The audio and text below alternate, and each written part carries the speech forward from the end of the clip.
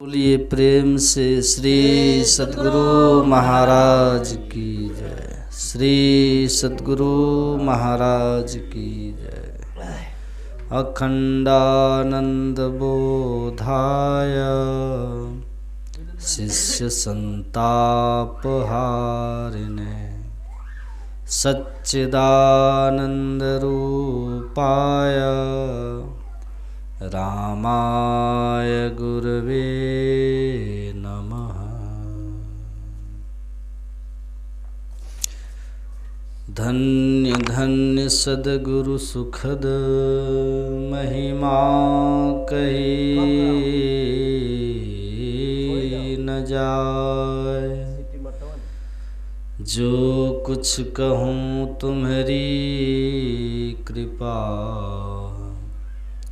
मोतें कछु न बसा। बोलिए प्रेम से श्री सद्गुरु महाराज की जय। मंचासीन स्वामी अनमोलानंद जी महाराज, परम आदरणीय सत्संग प्रेमी महानुभावों, धर्मानुरागिनी माताओं एवं धर्मशिला बहनों, सत्संग में शांति की बड़ी महिमा है और आप लोग बड़े शांति पूर्वक सत्संग सुन रहे हैं, कर रहे हैं। पर उस शांति में कोई इतने शांत हो गए हैं कि नींद की स्थिति में चले गए हैं। तो इतनी शांति की भी जरूरत नहीं है। जागत नगरी में चोर न लूटे, झक मारे जमदूता। तो जग करके रहिए तो आप जमदूत झक मारेगा। इसीलिए नींद से बचिए, नहीं तो आप सुन नहीं पाइएगा। और बात भी मत कीजिएगा आपस में। बातचीत करने से क्या होता है, आप ठीक से सुन नहीं पाएंगे।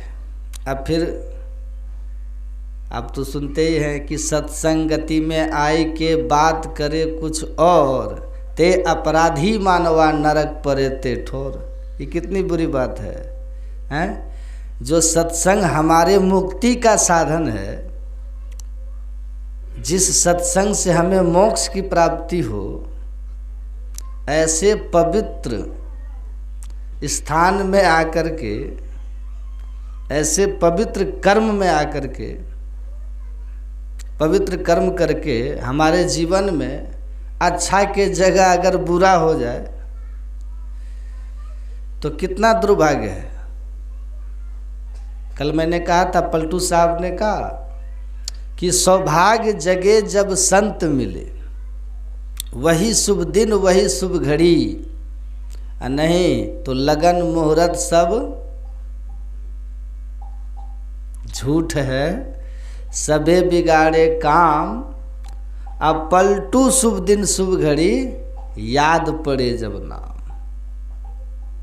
कहते हैं लगन और मुहूर्त की बड़ी हम लोग व्यवस्था रखते हैं। मिलाते हैं ना कुंडली, विवाह करते हैं तो लड़का लड़की की कुंडली मिलाते हैं। ऊपर से लगन है कि नहीं, बिना लगन का शादी होती है? शादी तय करते हैं लग्न और मुहूर्त देखकर। देखते हैं कि नहीं? कहते हैं लड़का लड़की का योग मिल रहा है, हैं? सबका योग मिलाते हैं। जो अपना भाग के करते हैं उनकी बात अलग है। अब बाकी परिवार सबका लगन देखता है, मुहूर्त देखता है, योग मिलाता है, तब जाके विवाह करता है। उसके बाद भी खटपट जारी ही रहता है, नहीं रहता है? रहता है कि नहीं? उसके बाद भी खटपट जारी रहता है। झारखंड के गोड्डा है, गोड्डा में एक बिहार का ही लड़का था, सत्संग के क्रम में वो एक बाबा से मिला। तो वो सुना रहा था बाबा को कि बाबा जब हमारी शादी की बातचीत चल रही थी ना, तो हम इतने खुश थे कि हमको लग रहा था कि मत कहिए बाबा, हम ही चुनाव लड़ रहे हैं एमएलए का। इतना खुश थे। आज किसी राष्ट्रीय पार्टी का टिकट मिल गया है हमको, इतनी खुशी हो रही थी। बाबा ने कहा तब? कहा जब लड़की वाले देखने आए ना, तो साथी संगत को तो आए नहीं देखने के लिए, हमको देखने के लिए आए। तो हमको महसूस हो रहा था कि हम चुनाव प्रचार में सब विरोधी को पीछे छोड़ के आगे निकल गए हैं, जीत सुनिश्चित है। और जब विवाह हो गया तो समझिए कि चुनाव जीत गए बाबा, ऐसी खुशी थी हमें। अब पहली बार जब हम ससुराल गए तो सास ससुर साला सरहज साली अड़ोस पड़ोस रिश्ते नाते, इतना मान आदर ससुराल में मिला। पहली बार ससुराल गए कि उस सुख के महिमा हम आपको बता ही नहीं सकते बाबा, आप समझ भी नहीं पाएंगे। ये तो वो सुख है सो जाने जो पावे। जो पहली बार विवाह करके ससुराल गए हैं उनको पता है कि कैसा आदर मान होता है बड़ा। तो उस पहले बार के ससुराल जाने पर हमको लगा कि उस स्वागत में हम इतने प्रसन्न थे कि हमको लगा कि हम ही नीतीश कुमार जी के जगह हमारा ही मुख्यमंत्री के रूप में शपथ ग्रहण हो गया। हम इतने महान हो गए, इतना सुख इतना आदर मान हुआ। कितने साल हुए तुम्हारी शादी के जी? कहा 4 साल बाबा। बाबा बोले अब कैसा लग रहा है? कहा अब तो लगता है लालू जी की तरह चारा घोटाला में फंस गए। तो योग तो मिलाते हैं और लगन भी मिलाते हैं कि नहीं? अब फिर गड़बड़ घोटाला कैसे हो जाता है? कैसे हो जाता है? हैं? ये गंभीर बात अब सुनिएगा, थोड़ा सा ध्यान से सुनिएगा, बातचीत नहीं कीजिएगा, सीधा होकर बैठिएगा। योग, जिस असली योग को नहीं जानने के कारण लगन मुहूर्त का योग देख करके भी हमारे जीवन में मेल नहीं होता। इस योग को अगर जीवन में धारण कर लेंगे, अभी जो पाठ हुआ है, तो सहज ही मेल और प्रेम हो जाएगा। क्योंकि विवाद क्यों होता है? सुनिएगा, अहं का टकराव जब होता है, हम विकारों के जब शिकार होते हैं, जब भीतर में क्रोध उपजता है, काम उपजता है, लोभ उपजता है, ईर्ष्या की भावनाएं आती हैं, तो आपस में विवाद होता है कि नहीं? अगर हमारे अंदर में न अहंकार हो, न किसी तरह का क्रोध भाव हो, न लोभ हो, मोह हो, ईर्ष्या हो, द्वेष हो, तो मेल होगा कि नहीं होगा? होगा ना? मोह होगा तो मेल टूट जाएगा। भाई भाई में 2 भाई थे, आपस में बड़ा मेल था। सुनिएगा ध्यान से, ये योग देखिए केवल मोक्ष ही नहीं देता है, जीवन में भी आपको सुखमय जीवन देता है। जीवत ही करो आशा, जीते जी मुक्ति, जीते जी दुखों से छुट्टी, और जीते जी स्वर्ग की अनुभूति, जीते जी परमानंद की अनुभूति।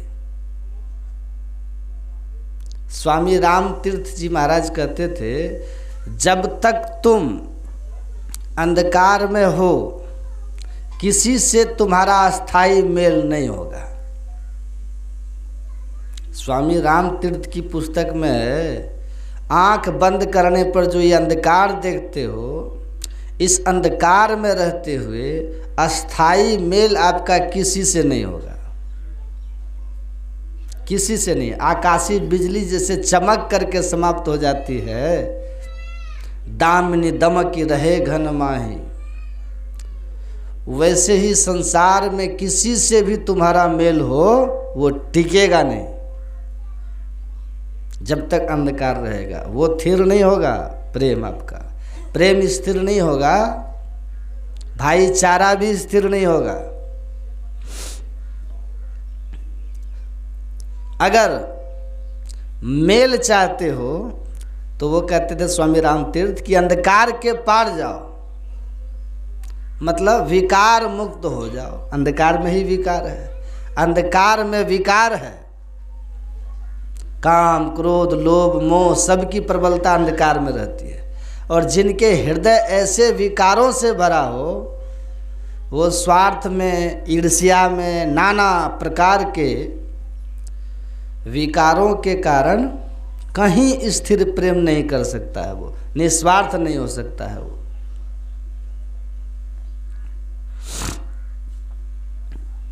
तो संसार में देखिए, दो भाई थे, बड़ा प्रेम था, सुनिएगा ध्यान से। दोनों कमाते थे, बड़ा भाई मालिक था, छोटा भाई सब कमा कमा के बड़े भाई को ही देता था। अब बड़े भाई भी आज तक पूरी ईमानदारी से दोनों के लिए काम कर रहे थे, जो कुछ भी खरीदा दोनों के लिए, कहीं एक पैसे की बेईमानी नहीं की। एक दिन बड़े भाई खेत से एक गन्ना तोड़ करके, ईख तोड़ करके ला रहे थे घर, बड़े भाई। तो दोनों भाई को एक एक लड़के थे, सुनिएगा ध्यान से। छोटा भाई छत पे खड़ा था, बड़ा भाई गन्ना लेके आ रहा था। और दोनों के बच्चे लगभग 2 साल के अंतर पर थे उम्र में। दोनों दौड़ करके गए गन्ना मांगने। तो बड़े भाई ने गन्ने को 2 भाग किया, 2 को देना है ना। तो गन्ने का जो जड़ भाग होता है वो मीठा होता है, और जो ऊपर का हिस्सा होता है, छीप जिसको कहते हैं, वो फीका होता है। तो उन्होंने क्या किया बड़े भाई ने कि गन्ने को जब तोड़ा तो दाहिने हाथ में जड़ भाग था और बाएं हाथ में छीप था। लेकिन भतीजा था दाहिनी ओर खड़ा और बेटा था बाईं ओर खड़ा। तो जड़ भाग भतीजे के तरफ था और छीप भाग बेटे के तरफ था। तो उसने क्या किया कि अपने हाथ को ऐसे करके दे दिया, हाँ, इस तरह से कर दिया। देख लीजिए, ध्यान से देखिए। छोटा भाई नीचे उतरा, बड़ा भाई दरवाजे पे आया और कहा कि अभी इसी क्षण बंटवारा हो जाना चाहिए।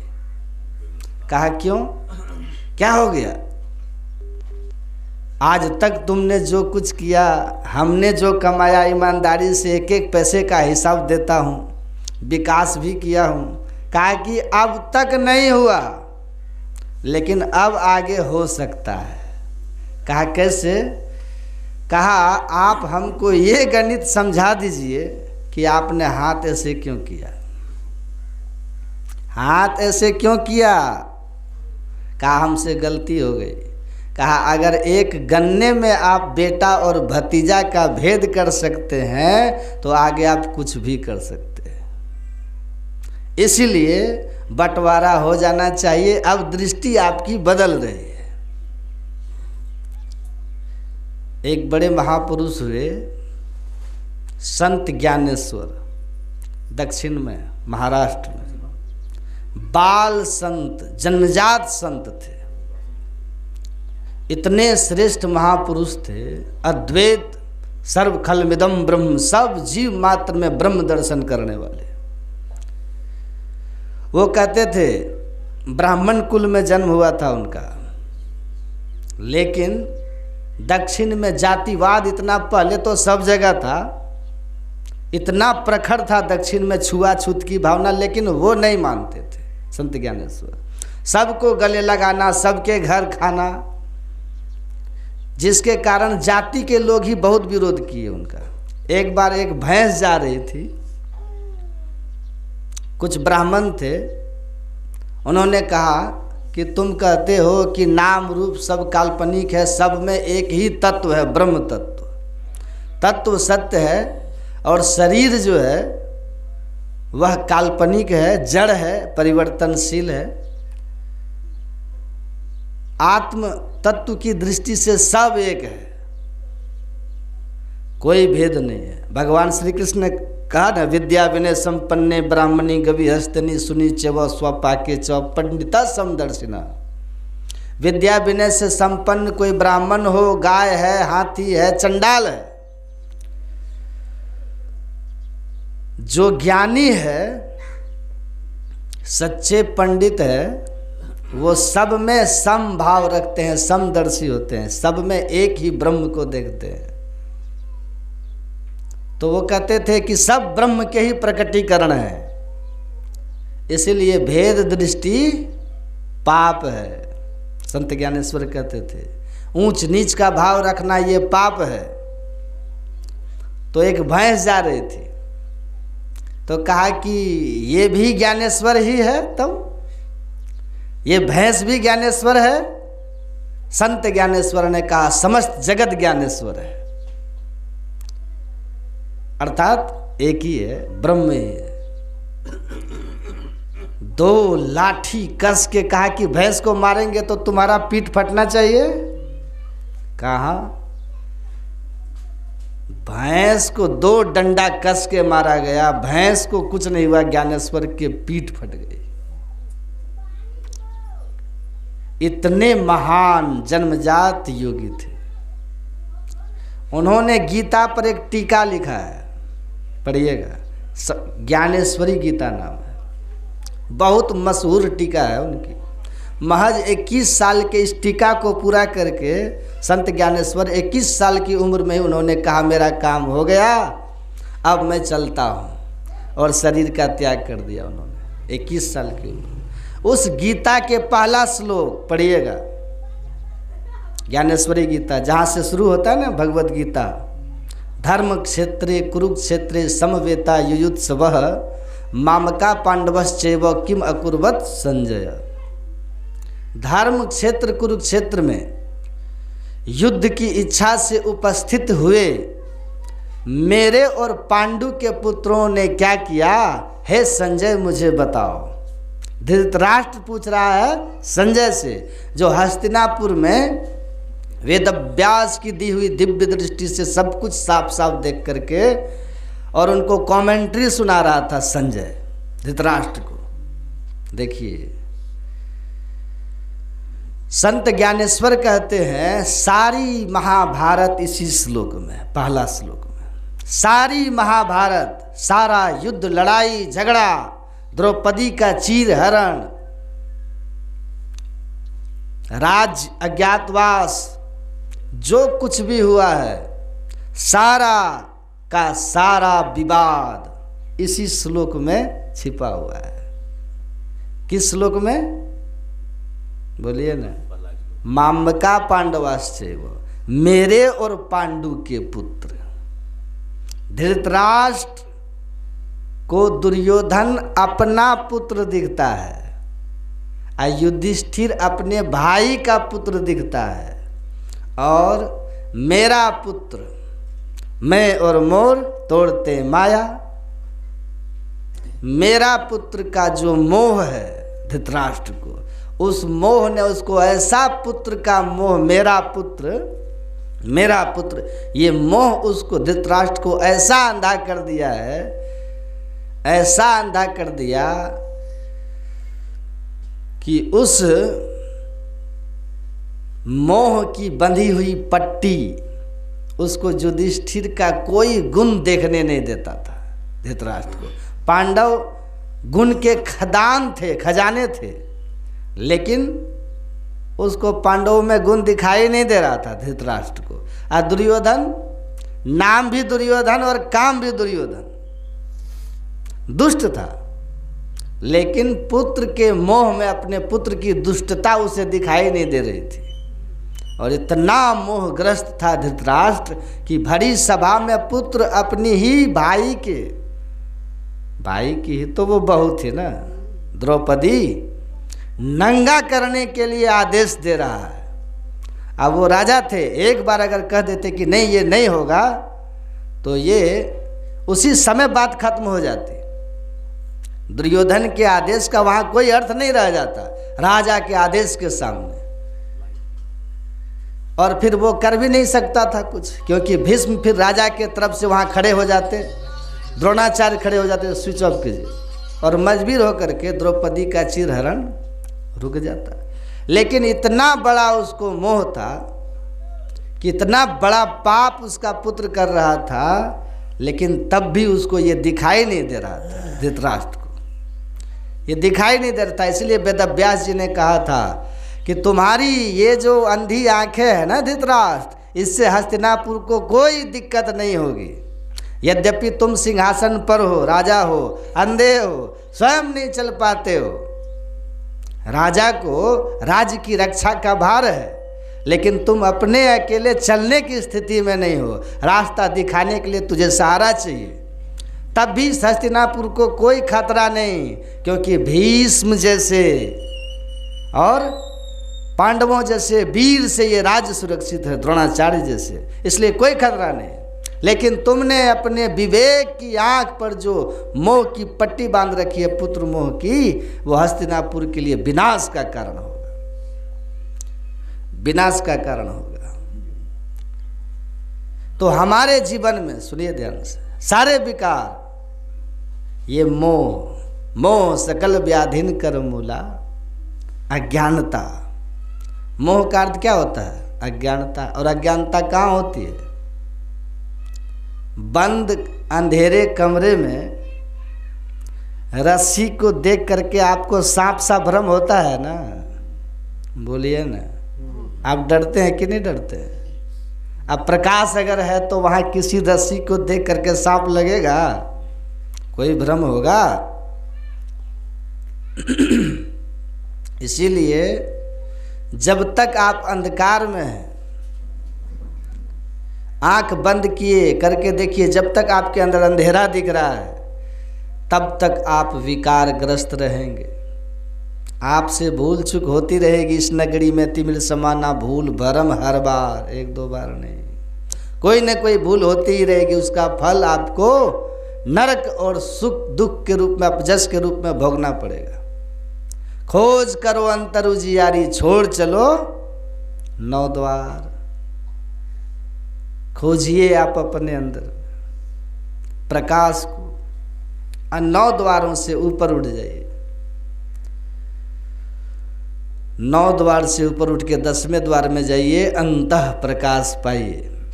पूज्यपाद महर्षि संतसेवी परमहंस जी महाराज कहते थे कि जैसे रात में दीपक जलाते हो तो कीड़े फतिंगे आते हैं, उसमें जल के खत्म हो जाते हैं। उसी तरह जब अपने अंदर में प्रकाश का दिया जलता है तो काम क्रोधादि के विकार जो हैं, ये कीड़े फतिंगे उसमें जाकर के जल जाते हैं और हमारा हृदय पवित्र हो जाता है, पवित्र हो जाता है। आप लोगों ने सुना होगा, संत के रूप में बड़ी प्रसिद्धि जिन्होंने पाई थी, दुर्भाग्य से आज जेल में है। क्या नाम था? आसाराम बापू। कुप्पा घाट आश्रम आए थे तो महर्षि संतसेवी परमहंस जी महाराज बाद में भी आए थे, आचार्य श्री के समय में भी आए थे, पूज्य हरानंदन बाबा के समय में भी आए थे। तो पूज्य संतसेवी जी महाराज के समय में जब आए थे तो मैं भी था, तो उन्होंने पूज्यपाद के कमरे में जाकर कहा, आपके कमरे का वातावरण तो बड़ा शांत है, अगर आप देसी गाय का घी, देसी गाय के दूध का जो घी होता है, उसके दिया जलाएं तो कमरे का वातावरण और पवित्र होगा। पूज्यपाद महर्षि संतसेवी परमहंस जी महाराज ने कहा कि बाहर दिया जलाकर, घी के दिए जलाकर कमरे का वातावरण साधु शुद्ध नहीं करते। साधु के हृदय में दिया जलना चाहिए, हृदय में दिया जलना चाहिए, तो भीतर का वातावरण शुद्ध हो जाएगा।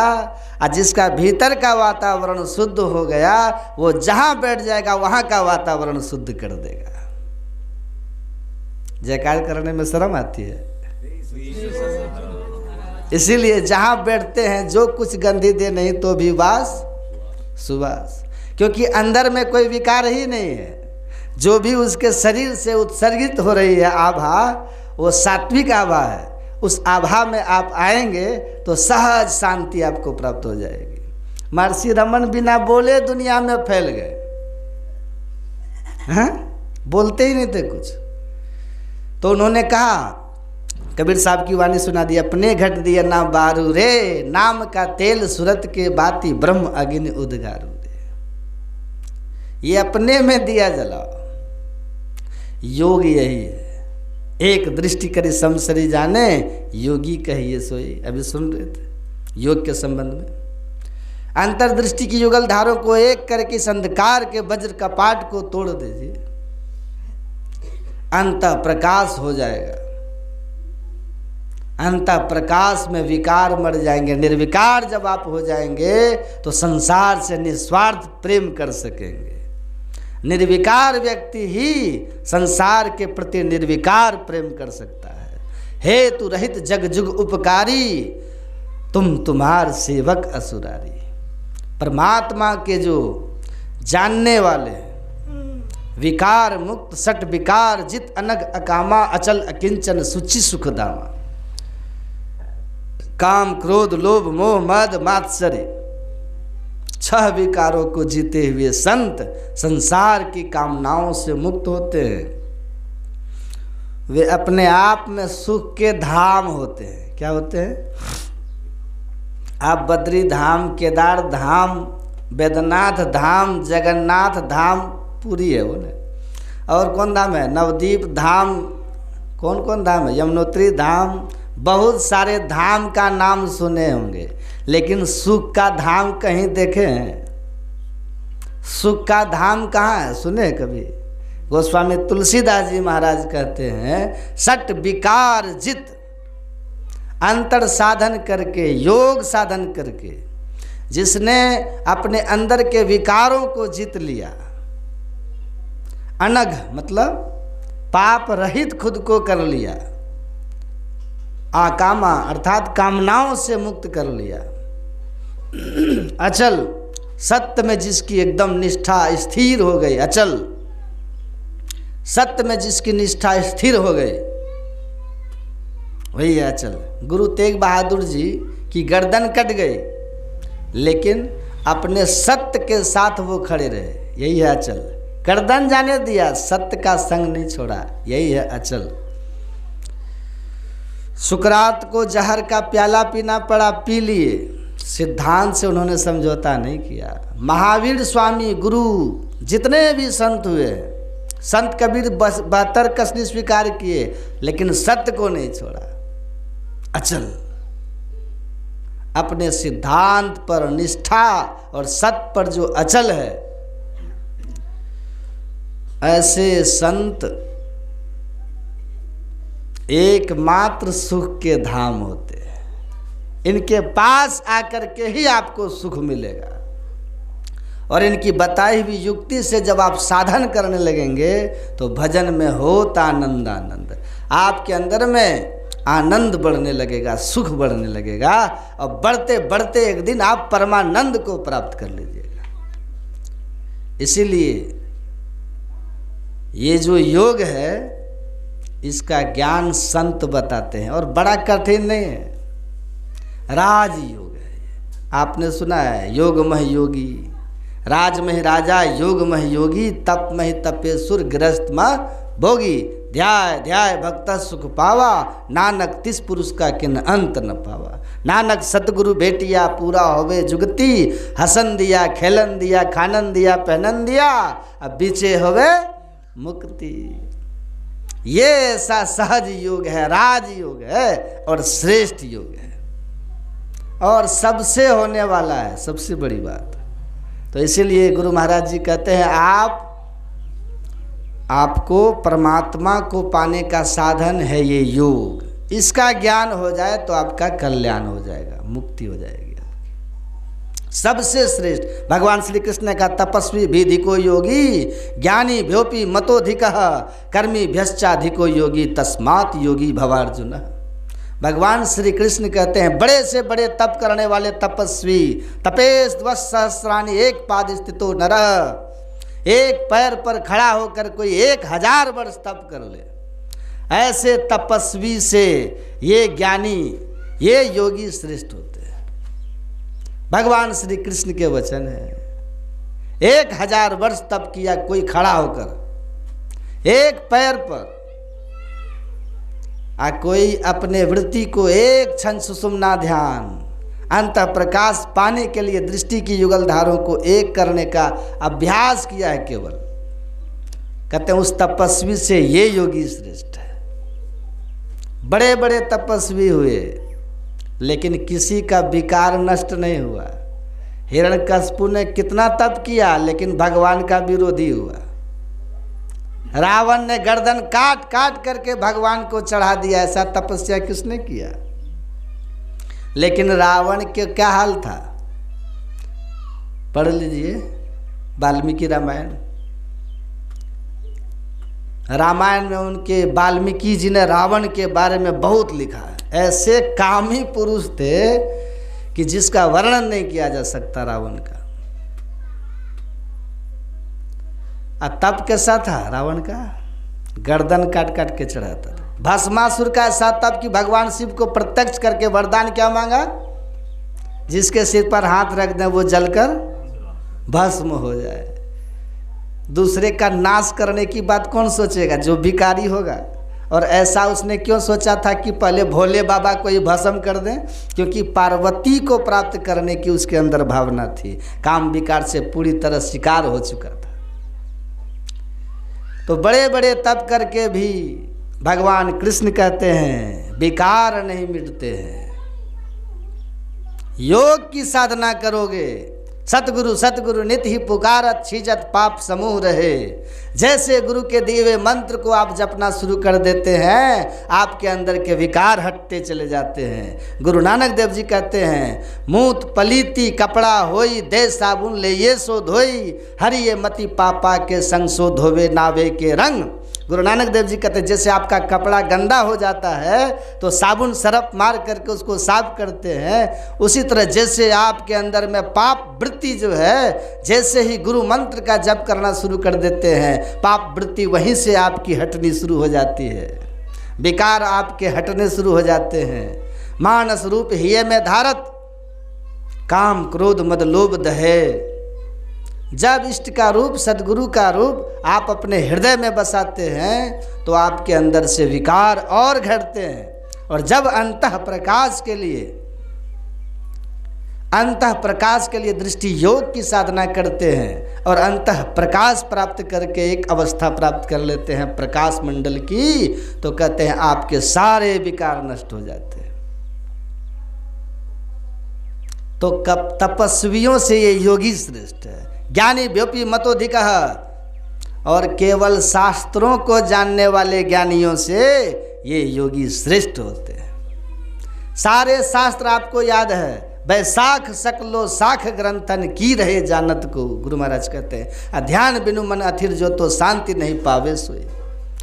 समस्त धर्म ग्रंथों का ज्ञान भले आपको हो, लेकिन अगर आप ध्यान नहीं करते, योग नहीं करते, तो आपके ये ज्ञान कोई अर्थ नहीं रखते।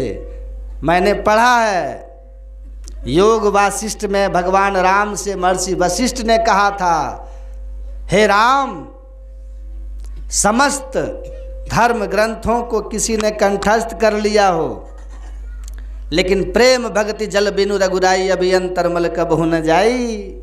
लेकिन प्रेम भक्ति के जल से जिसने अपने हृदय को नहीं सिंचित किया, उसके समस्त धर्म ग्रंथ मृत्यु काल में ऐसे ही व्यर्थ हो जाते हैं, उसका साथ छोड़ देते हैं, जैसे पंख उगाने पर पक्षी के बच्चे अपने पूर्व माता पिता के घोंसले का त्याग कर देते हैं। अर्थात वो ज्ञान काम नहीं आता, वो ज्ञान काम नहीं आता। आदित्यो चतुरो वेदान बहुशास्त्रानि नेक सह, अब्रह्म तत्वम न जानाति चर्वी दर्विपाक यथम यथा। ऐसे ज्ञानी उस कलछुल की तरह है जो बहुत तरह के व्यंजनों में चलते तो हैं कलछुल, पर किसी का स्वाद वो नहीं जानते। पर इतना ज्ञान तो सबको होना ही चाहिए कि ईश्वर का स्वरूप क्या है। रामकृष्ण परमहंस कहते थे अगर किसी को समझाना हो तो बहुत धर्मशास्त्र की ज़रूरत पड़ती है, तर्क दे दे करके प्रवचन में समझाने के लिए, लेकिन अपने कल्याण के लिए, जैसे आत्महत्या करने के लिए एक ब्लेड काफ़ी होता है, एक रस्सी काफ़ी होती है, वैसे ही आत्म कल्याण करने के लिए गुरु की बताई हुई योग का ज्ञान ही काफ़ी होता है। अगर शिष्य गुरु द्वारा प्रदत्त ज्ञान का आदर करे और उसको अपने जीवन में उतार ले, भले वेद पुराण वो नहीं जानता, फिर भी उसका परम कल्याण सुनिश्चित है। श्री सद्गुरु। तो इसीलिए कहा कि धर्मशास्त्र बहुत याद है, लेकिन अगर सदगुरु की सदयुक्ति से योग साधन नहीं करते तो वो कहते हैं ऐसे ज्ञानियों से ये योगी बहुत श्रेष्ठ होते हैं। कर्मी भ्यश्चाधिको योगी, बहुत तरह के कर्म कांड जो होते हैं, यज्ञ जो होते हैं, रुद्र महायज्ञ, विष्णु महायज्ञ, बहुत तरह के लोग यज्ञ करते हैं, होते हैं ना। इन यज्ञों के फलस्वरूप स्वर्ग का संस्कार पड़ता है। पुण्य से लोग स्वर्ग जाते हैं, लेकिन पुण्य क्षीण होने पर फिर संसार चक्र मिलता है। लेकिन उन कर्मकांडियों से ये योगी बहुत श्रेष्ठ होते हैं। क्यों? कि भगवान कहते हैं इस योग के आरंभ का नाश नहीं होता। नेहा विक्रम नास्वस्ति प्रत्यवायोर्न विद्यते स्वल्पमभ्यस्य धर्मस्य त्रायते महतो भयात्। इस योग का जिसने आरंभ कर दिया है, जो नित्य नियमित बैठ करके ध्यान कर रहे हैं, इसका फल क्या होगा? इसका थोड़ा थोड़ा अभ्यास भी महाभय, उस कर्मकांड के यज्ञ का फल का संस्कार स्वर्ग में ले जाएगा। पुण्य छीन होगा, छीने पुण्य मर्त लोके विसंति। फिर आप कहाँ कहाँ जाएंगे, किस किस जोनी में, पता नहीं, लेकिन इस योग के आरंभ का कोई नाश नहीं होगा। एक बार आरंभ हो गया तो आपको मरणोपरांत फिर मनुष्य शरीर ही मिलेगा। और जब तक आप परम पद तक नहीं पहुंच जाएंगे, इसका संस्कार मोक्ष में जाने का, ये मोक्ष पद तक पहुंचा करके ही आपको छोड़ेगा। इसीलिए भगवान कहते हैं शास्त्र ज्ञानी हो, चाहे तप तपस्या करने वाला हो, और चाहे बहुत बड़े बड़े यज्ञ का कोई करने वाला हो, हे अर्जुन, इन सभियों से जो योगी होते हैं ना, जो बैठ करके ध्यान साधन करते हैं, सबसे श्रेष्ठ होते हैं। इससे विकार दमन होता है, मोक्ष की गति होती है, और जब तक मुक्ति नहीं हो जाती पुनर्जन्म सिर्फ मनुष्य शरीर में ही होता है। तो ऐसा महान योग है ये। इसलिए सभी संतों ने इसका प्रचार किया और कहा कि आप सब कर सकते हो, बस खान पान को पवित्र रख करके संसार के काम करते हुए आप समय निकाल करके इस साधन को कीजिए। गुरु महाराज कहते हैं, भाई योग हृदय वृत्त केंद्र बिंदु जो चमचम चमके ना, वह जो विकार से मुक्त होने का मार्ग है, योग हृदय दोनों आँखों के ठीक मध्य में, जिसको सुषुम्ना शिव नेत्र कहते हैं, चमचम चमकता है। लेकिन कब? नजर जोड़ी धसी ताही में धुनि सुनी पावे ना। जब आप दृष्टि की युगल धारों को आपस में जोड़ दोगे, एक दृष्टि करी समसर, बाएं दाएं दृष्टि की धारें जब अंदर में मिल जाएगी तो इड़ा और पिंगला का जैसे संगम होगा, सुषुम्ना में अंतः प्रकाश हो जाएगा। कहते हैं ये बड़ा सहज है, बस आराम से बैठिए और कीजिए, प्रकाश होगा। धुन सुनोगे, धुन सूरत शब्द की करे कमाई निज घर जावे ना, निज घर में निज प्रभु को पावे अति हुलसावे ना। तो बस इतना ही है कि बैठिए, सुबह शाम समय निकालिए, नैनन मूंदी को ध्यान को साधन करो, बैठ दृढ़ होई सुखासन। मानस जाप नाम उन्हीं केरा, मानस ध्यान रूप उन्हीं केरा। यही अवलंब ध्यान कछु होई, पुनः दृष्टि बल कीजिए सोई। सुखमन बिंदु को धरो दृष्टि से, सूरत छुड़ाओ पिंड सृष्टि से। धर कर बिंदु सुनो अनहद ध्वनि, विविध भांति की होती पुनि पुनि। धुनि सुनी सूरती चढ़ती जाई, अंतर पट टूटे दुखदाई। ये संतों का मूल ज्ञान है, सार ज्ञान है। और मोक्ष में जाने का ज्ञान है। सहज है और सरल है, लेकिन ऊपर वाली की जब पूरी कृपा होती है या जन्म जन्मांतर के पुण्य जब प्रकट होते हैं, तब पुण्य पुंज बिन मिले न संता, सत्संगति संस्कृति कर अंता। भगवान कहते हैं कि संत मिलते हैं और ये ज्ञान मिलता है, जो ज्ञान मोक्ष में जन्म मरण के चक्र से मुक्त कराने वाला है। तो इस योग साधना को आप सीखिए, हरदम कीजिए। इसका थोड़ा थोड़ा फल भी आपको महाभय 84 में जाने से बचाएगा। ऐसे श्रेष्ठ योग के बारे में थोड़ा सा मैंने सुनाया। गरीब अमीर आप जो भी हैं, सब एक ही चीज़ खाते हैं। अमीर आदमी जो भी खाते हैं वो भी गरीब खाते हैं। इसलिए ईमानदारी से खाइए तो बड़ी शांति रहेगी अपने भीतर। ईमानदारी की कमाई हो, मेहनत की कमाई हो, मेल प्रेम की ज़िंदगी हो, यही स्वर्ग है। और नहीं तो अरबों में भी आपस में मेल नहीं, विचार में मेल नहीं, तो सब नरक है। तो जीवन शुद्ध हो, शांत हो और सहज हो, थोड़ा हो लेकिन ईमानदारी का हो, आपस के विचारों का मेल प्रेम का हो, सत्संग और ध्यान भरा हुआ मकान हो, घर हो, तो आप लोग पर लोग दोनों सुखी बना लीजिएगा। एक दिन तो सबको जाना ही है। अच्छी कमाई कीजिए, साथ ले जाने वाला भी पूंजी होनी चाहिए, केवल छोड़ने वाला जमा मत करो, और नहीं तो यमराज की मार खानी पड़ेगी। तो आए हैं सो जाना है, लेकिन सिंहासन पे चढ़ के वही जाएगा जो अपने कर्म को पुण्य कर्म और भक्तिमय कर्म रख के ध्यान, सत्संग और सदाचार में जिसका जीवन है, उसी का जीवन धन्य है। परमाराध्य गुरु महाराज से मेरी मंगल प्रार्थना है कि आप लोगों का जीवन इसी तरह का सत्संग, ध्यान में, सदाचार में हो और आप सबके जीवन में उनकी कृपा से सुख शांति आनंद बरसे। यह सत्संग जो उदय बाबू ने घर में कराया, जो भी इसमें समय लगाए, तन लगाए, मन लगाए, या आकर के आप लोग सुने हैं, सब के सब बड़भागी हैं। इस सत्संग में लगाया हुआ समय सार्थक है। एक एक क्षण इस सत्संग में जो आपने आकर के बिताया है, लेखे में सोई घड़ी बाकी के सब बाद। ये घड़ी आपके जीवन के धन्य घड़ी है। धन्य घड़ी जब हो सत्संगा। तो ये जीवन के धन्य के क्षण थे जो आपने 2 दिन से बिताया है। मेरी गुरु महाराज से, ईश्वर से आप सब लोगों के लिए लोक परलोक में सुखमय होने की मंगल कामना करता हूँ। बोलिए श्री सतगुरु।